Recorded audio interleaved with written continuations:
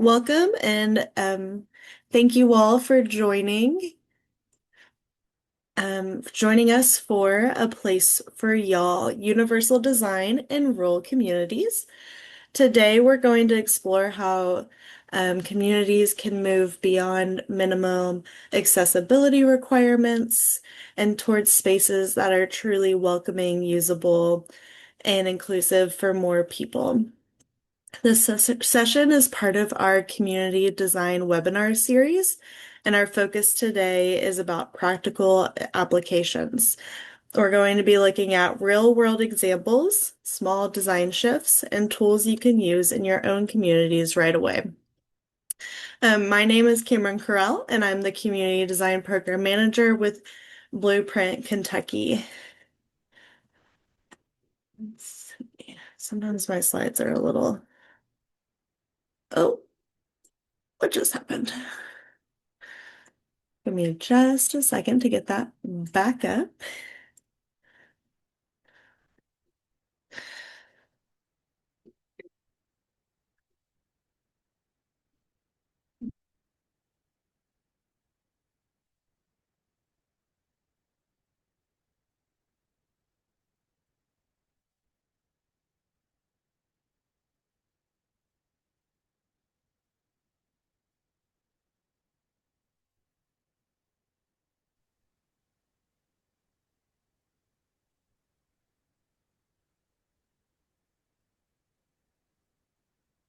Of course, we're going to have technical difficulties on our third version of this. We've been doing so good presenting, and today is going to be the day. Okay, where did my PowerPoint go?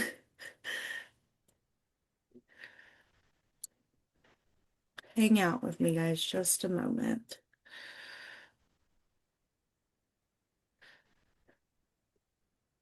All right, I think we're back. Yes, Cameron, we can see your presentation now. Awesome, perfect. Thank you all for hanging out with me for that.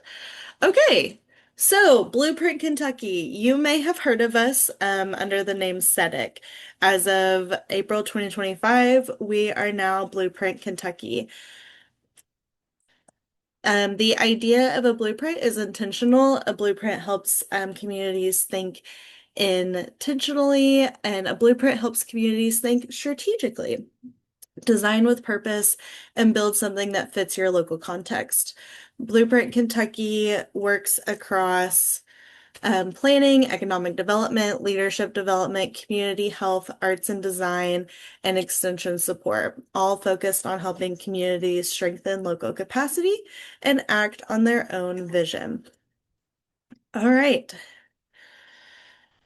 As we get started, I'm going to ground us in our goals for today. So by the end of this session, I hope you all will be able to understand accessibility beyond ADA compliance, recognized overlooked users in rural spaces, learn practical universal design strategies, apply tools and framework to local spaces and projects. This webinar is designed to be both practical and reflective. Remember, the goal isn't perfection. It's learning to notice friction points and think intentionally about how people experience our spaces. And we're going to get started with a Mentimeter. If you've never used Mentimeter before, you can use your smartphone to scan the QR code, or you can go to menti.com and put the 8-digit code you see here on the right of the screen. If anyone has questions about joining, just let us know. But it looks like people are hopping on.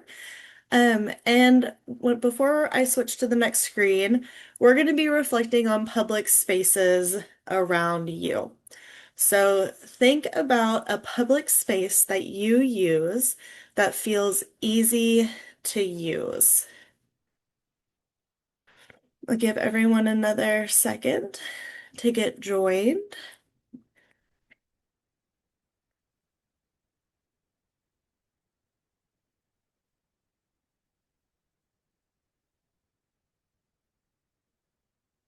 All right, and if you need us to go back to the screen to join, just let us know in the chat. Okay. And we've got our Minty log on the side too. So just drop really quick. What makes that place you're thinking about easy to use? There are no wrong answers here. You can think as broadly or as specific as you want. What makes it easy to use for you as a user?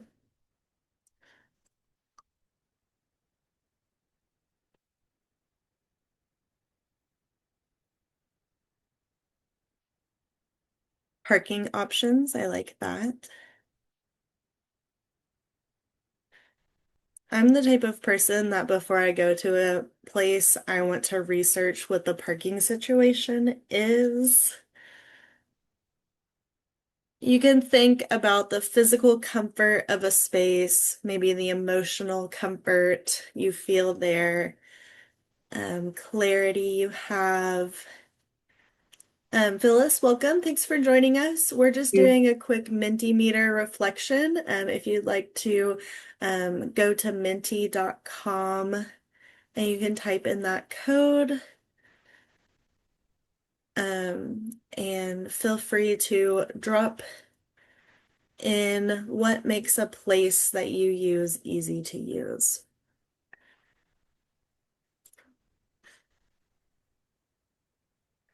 I don't know if I need to. Oh, I'm sorry. We had lots of responses. I was thinking, surely people are responding. All right, they've popped up. Accessibility, nearby available parking, restroom, benches, parking, easy parking. These are all, I think I can group them. Really great responses. And we see some patterns starting to emerge. And these responses go beyond basic accessibility. You've got parking convenience. Everyone wants to be able to park closely to the place that they go, but also have an easy to understand parking situation. Lighting quality. Lighting quality promotes safety and accessibility, and seating availability. We all want a place to sit. People often describe spaces that are easy to access as places that feel intuitive, comfortable, welcoming, and low stress. Now we're going to do a second Minty, and I want you to rank what features matter most to you in a public space.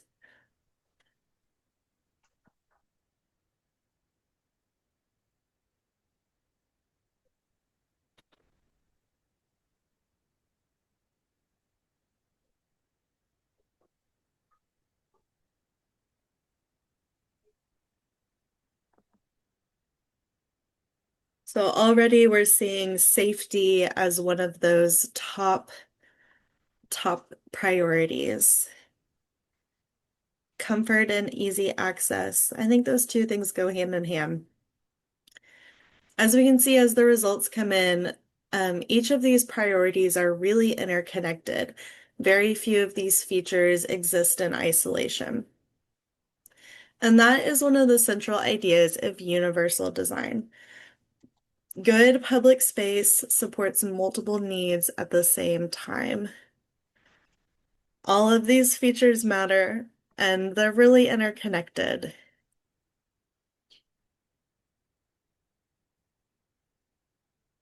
All right, thank you all for participating in those Mentimeters.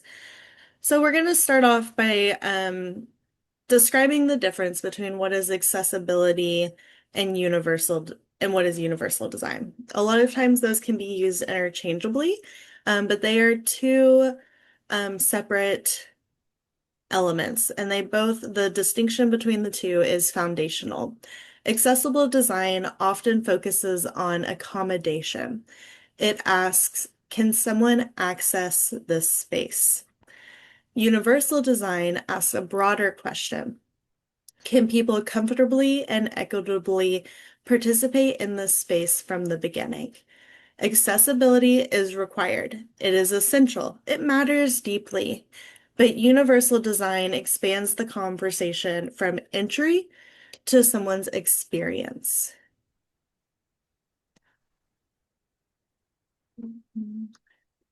And that leads us to the difference between compliance and experience. Accessibility often focuses on whether someone can physically enter or access a space. And that's important. We want everyone to be able to enter and access a space. But universal design focuses on what happens as they enter, after they enter, while they're entering. Universal design is a concept that refers to creating products, systems, services, and spaces that are accessible and usable to the widest possible range of individuals, with accessibility thoughtfully integrated into every aspect of their design. For example, a ramp may technically provide access, but if there's nowhere nearby to rest, the experience may still be difficult. A restroom may meet code requirements, but if there's no changing table or family accommodations, caregivers are still excluded. A playground may be reachable, but without sensory-friendly areas, some children may still struggle to participate. Universal design looks at the full experience, not just the compliance. And one of the most important ideas in universal design is that concept of shared experience. Historically, accessibility has often been approached through separation. Separate entrances, separate seating areas, separate routes through buildings or spaces, separate accommodations that are often added later. And while those accommodations might provide technical access, they can still communicate something subtle but powerful, that some people are expected participants and others are exceptions that need to be accommodated. Universal design changes that mindset. Instead of asking, how do we add access for a small group of people, a few people? Universal design asks, how do we create environments where the widest range of people can participate together from the beginning?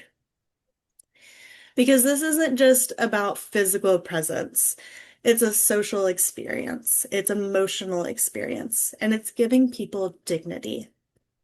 Think about the difference between a ramp hidden behind a building versus a beautiful shared entrance everyone uses, or a lone accessible table separated from the rest of the seating versus flexible seating integrated throughout a space, or a quiet room that feels like isolation versus intentional sensory-friendly spaces woven naturally into the environment. These design spaces, these design decisions shape how people feel in a space. Ultimately, that shapes how they feel and participate within their community. Do they feel welcome? Do they feel visible? Do they feel like they belong there without needing special permission? And this matters because public spaces are not just functional infrastructure. We've talked about that some in our past webinars that um, infrastructure is important, but when you add this social level, it's more than just the functional infrastructure. It's a way a community communicates their values. Including universal design and a shared experience quietly tells people you are considered here, you matter here, and you are expected here. And so that's why universal design is ultimately about more than compliance. It's about designing for participation, dignity, and shared community life. The goal is not special access through a side door. The goal is for everyone to move through spaces together comfortably, confidently, and with dignity. And I think in today's day and age, when we allow for spaces that people can exist together despite their differences, it really emphasizes that shared experience within a community. On the screen, we've got several examples like what we talked through of small changes that you can make, small and big changes that you can make in your public spaces to allow for that shared experience. Now, when we think about this in the rural context, it is important to start with an honesty about that context. Rural places are often working with real constraints, everything from your aging infrastructure, limited budgets, small staff capacity, fewer contractors or specialists, and historic buildings and spaces that were never designed with accessibility in mind. And because of those realities, conversations about accessibility can sometimes feel intimidating or even discouraging. People might think we can't afford that, our buildings are too old, we're already doing the best we can, and that works in cities, but not here. Those concerns are understandable. But one of the key ideas I want to emphasize today is that universal design is not only about large-scale construction projects or expensive redesigns. In many cases, the barriers people experience are not caused by massive structural problems. They're caused by these accumulated friction points. Things like no places to rest, unclear signage, long distances between destinations, poor lighting or lack of shade, loud environments with nowhere to decompress, and spaces designed around a single default user. And many of these things can be improved incrementally. Universal design in rural communities is often less about perfect big projects and more about intentionality. It's asking who might be struggling here, what friction are they experiencing, and what small changes can improve participation. Now, when we think about rural communities, while they do have their challenges, they also have some really unique strengths that are incredibly valuable in universal design work. Rural communities often have a deep local knowledge, strong social networks. They're already used to making flexible spaces in public spaces, and there is a culture of adaptation and resourcefulness.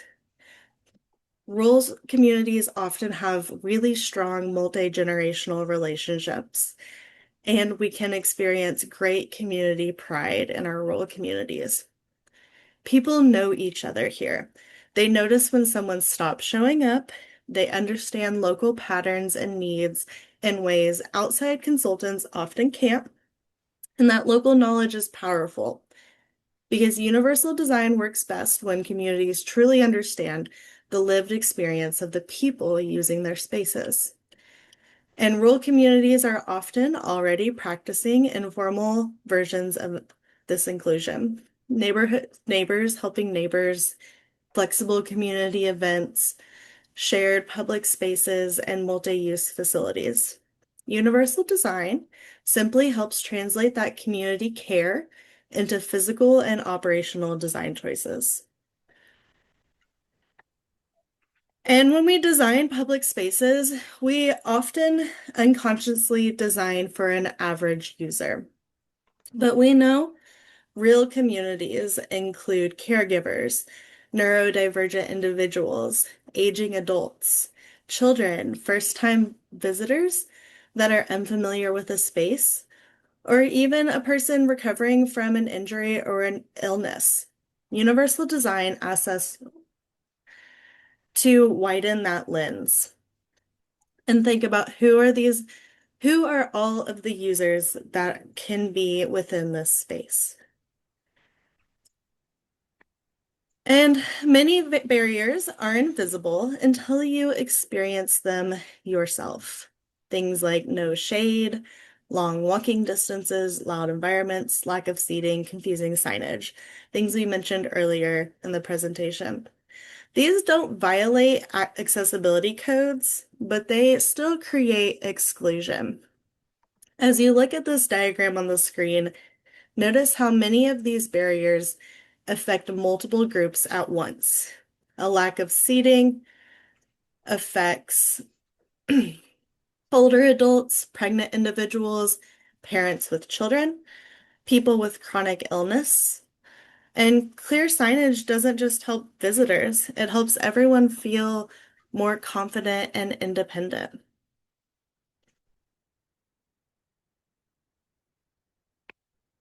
I just wanted to give everyone a minute to really take in this diagram and think about how these invisible barriers can make a really big impact on the users of a space. Because there's a quiz on the next one. Not really. All right, so we've talked about overlooked users and invisible barriers. I'd like to shift us from observation into possibility. So let's take a moment to think about a real public space in your community.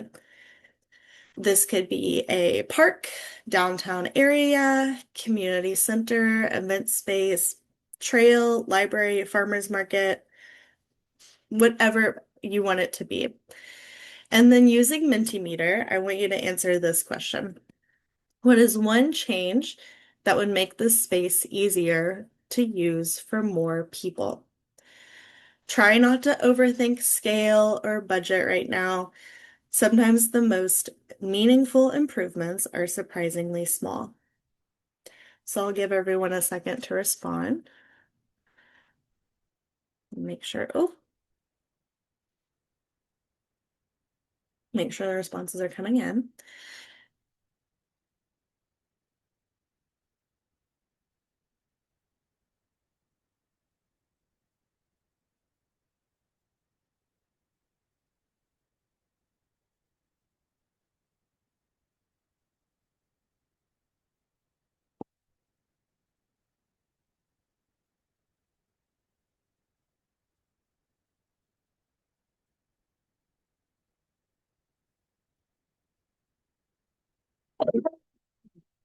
I'm sure everyone is experiencing um, the great promise of local allergies in spring as well right now.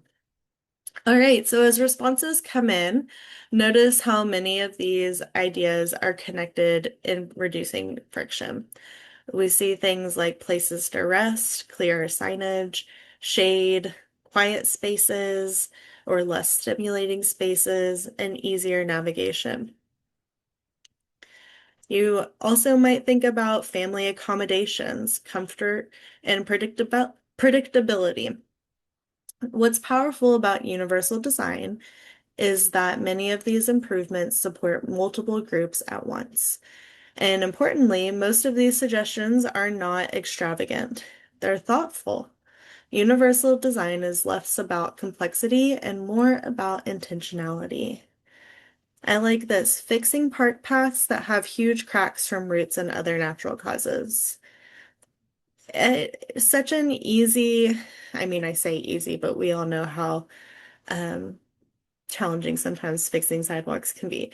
But just repairing your sidewalks in a park path that allows for all users. I am notorious for tripping on cracked sidewalks. I don't wear good shoes for walking on paths.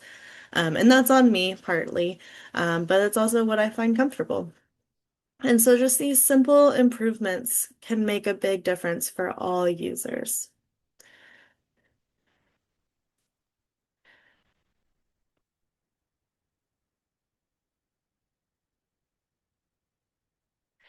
So, as we evaluate spaces, I want you to ask, where would someone hesitate? Where would someone need assistance? Where might someone feel excluded or overwhelmed? These questions often reveal more than formal checklists alone. We are going to look at two different images that show a park design. The first park represents a space that may technically include some accessible features, but still contains significant barriers to equitable participation. At first glance, the park may appear functional. There are paths, there are amenities, and there are destinations that most people can reach. But when we slow down and look through different user perspectives, friction starts to appear everywhere. For example, long walking distance without a rest area creates fatigue and limits participation for older adults, caregivers, or people with mobility limitations. Minimal shade can make outdoor spaces physically uncomfortable or even unsafe during hot weather. Loud, crowded gathering areas may overwhelm a neurodivergent visitor or anyone needing sensory regulation. Confusing signage creates stress for first-time visitors and people with cognitive or processing differences. And limited seating reduces opportunities to pause, recover, or participate comfortably for longer periods of time. And importantly, many of these barriers overlap. Someone may technically be able to access the park, but they still struggle to fully enjoy it, to stay comfortably and participate equally. That's an important distinction. Accessibility alone does not always create equitable experiences. And this is where universal design pushes us to ask a deeper question, not simply, can people get here, but can people comfortably belong here? Now, we're going to compare that to the redesigned version. Notice that this park has not become sterile or over-specialized. It still feels welcoming and active and community-oriented. But the experience has fundamentally changed because the design intentionally reduces friction. You'll notice frequent shaded seating areas, connected and intuitive pathways, clear signage and wayfinding, some quiet, sensory-friendly spaces, inclusive playground features, and multiple places to rest, to gather, and to decompress. What's important is that these features are integrated throughout the park rather than isolated as separate accommodations. The design anticipates a wider range of human needs from the beginning. And because of that, more people can participate naturally and comfortably without needing to ask for special assistance or modification. That's one of the central goals of universal design, creating environments where support is embedded into the experience itself. And many of these improvements benefit nearly everyone.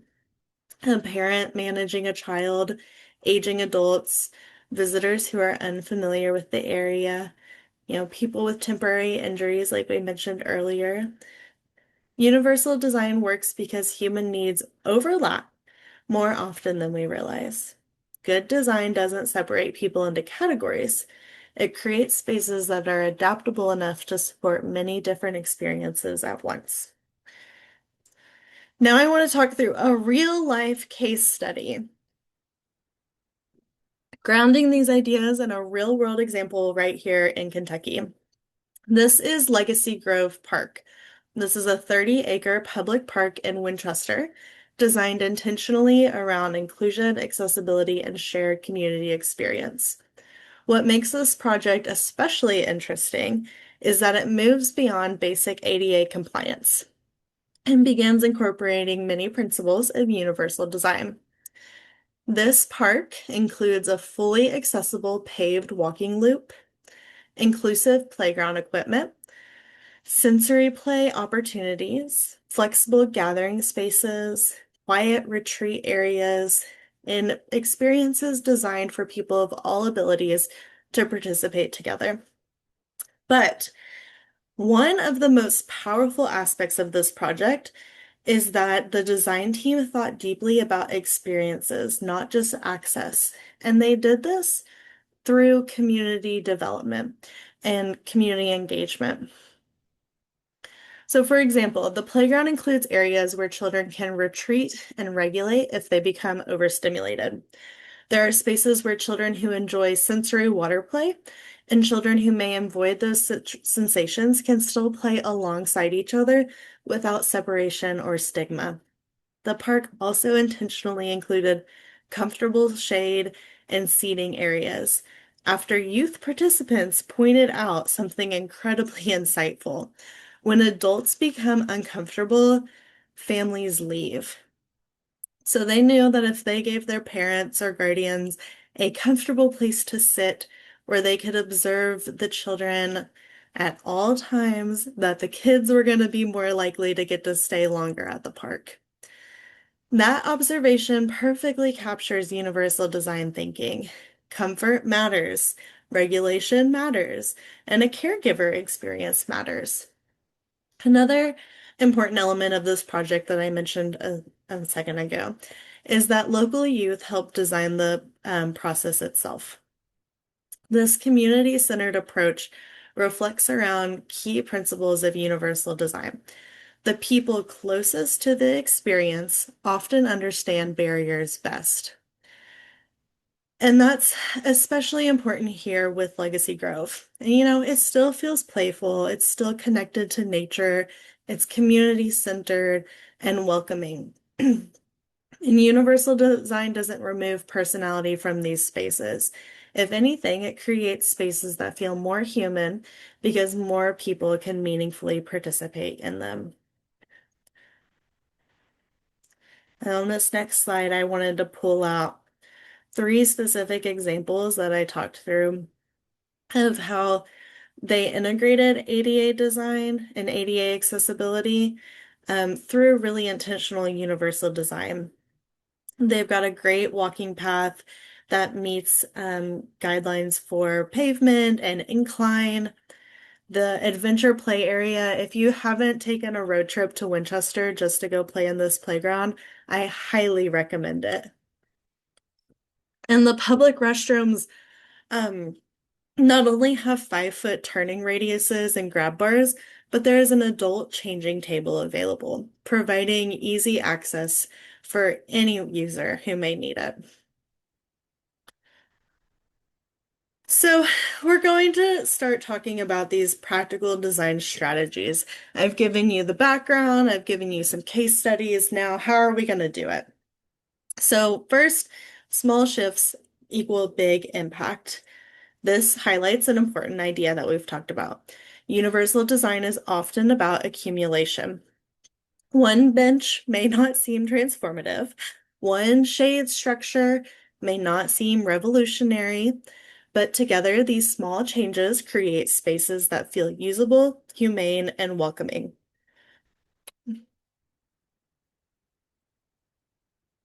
We're going to design for regulation and comfort. We often think about access physically, but emotional regulation matters too.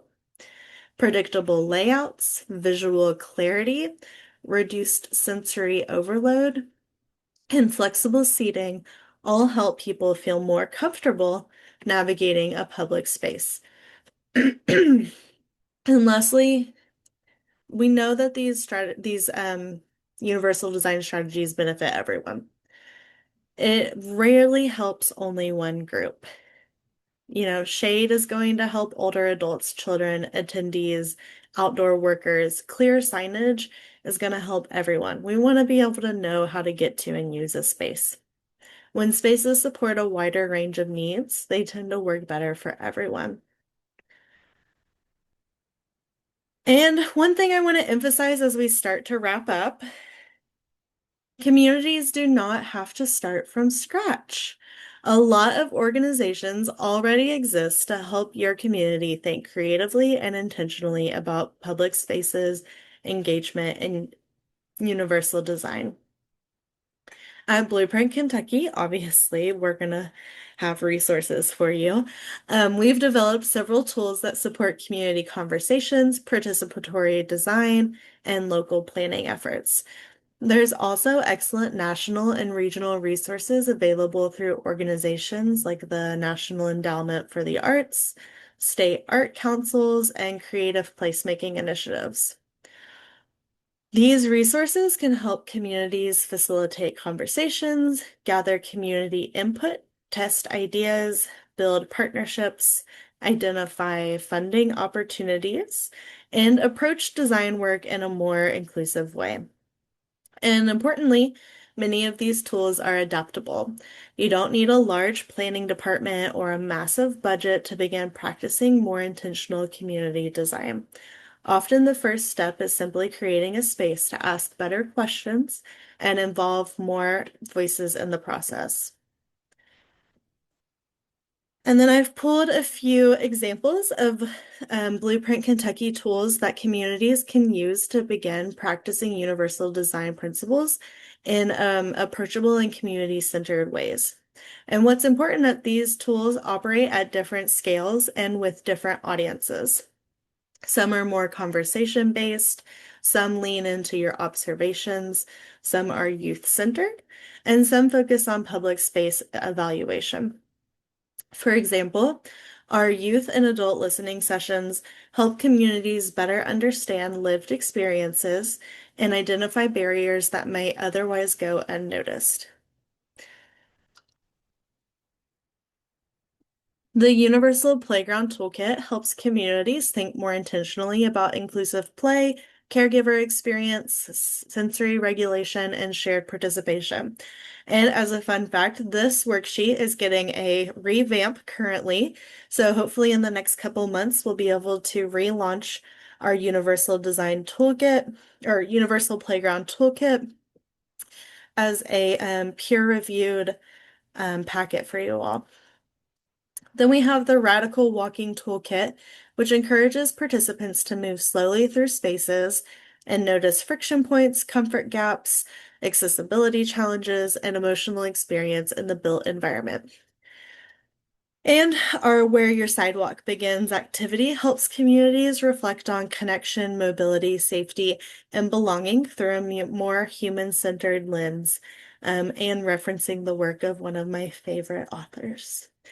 What connects all of these tools is that they encourage communities to design with people rather than simply for people, because universal design works best when the people most impacted by spaces are included in shaping them. So we're about done for today. Um, our key takeaways from this afternoon, I want to leave you with a few core ideas. We know accessibility is essential, but universal design expands the conversation towards an equitable experience. And this should be done intentionally, not accidentally. And finally, small design decisions shape whether people feel welcome, supported, and able to belong. Good design rarely calls attention to itself. It quietly reduces friction, it supports dignity, and it helps more people participate fully in community life. So, thank you all for being here today. We really appreciate you all joining us these past few months on our community design webinar series. We are going to take a brief pause for the summer.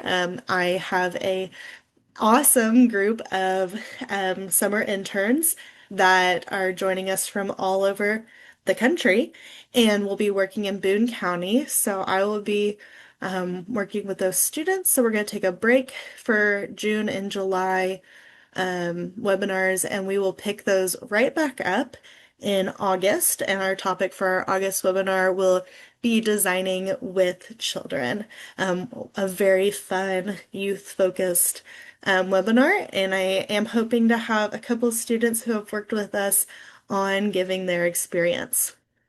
If you all have questions or comments, from today's webinar, I'll be hanging out afterwards as people log off, and I'm more than happy to answer these questions you may have.